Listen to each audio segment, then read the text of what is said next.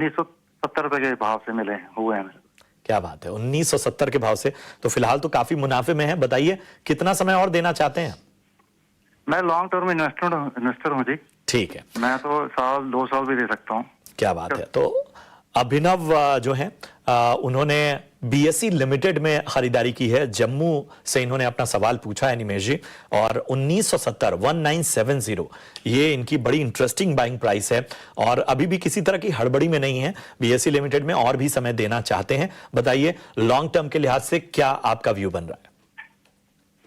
देखिए, बीएसई के अंदर लॉन्ग टर्म के हिसाब से व्यू बुलिश है, बट अगर शॉर्ट टर्म में भी हम लोग देखें तो स्टॉक के अंदर एक रनअप काफी आ चुका है।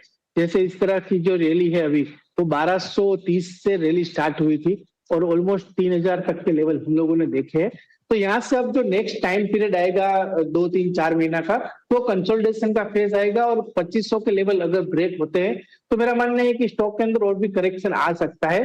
तो भले आप लॉन्ग टर्म निवेशक हो, बट मेरा मानना है कि ये स्टॉक ऑलरेडी रनअप कर चुका है, तो इसलिए आपको पार्शियल प्रॉफिट बुक करना भी एडवाइजेबल रहेगा। अगर 2500 के लेवल्स ब्रेक होते हैं तो मेरा मानना है कि आप पार्शियल प्रॉफिट बुक कर लीजिएगा। फिर से आपके बाइंग प्राइस के आसपास ये स्टॉक देखने को मिल सकता है। फिलहाल कोई चिंता करने की जरूरत नहीं है। जब तक मोमेंटम में है, आप मोमेंटम को प्ले कीजिए।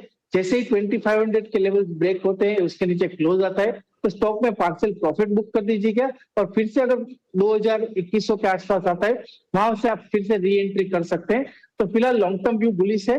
शॉर्ट टर्म में मेरा मानना है कि स्टॉक के अंदर एक साइडवे रेंज के अंदर घूम सकता है, क्योंकि ऑलरेडी स्टॉक में रनअप आ चुका है। यहाँ पे रणनीति रह सकती है आप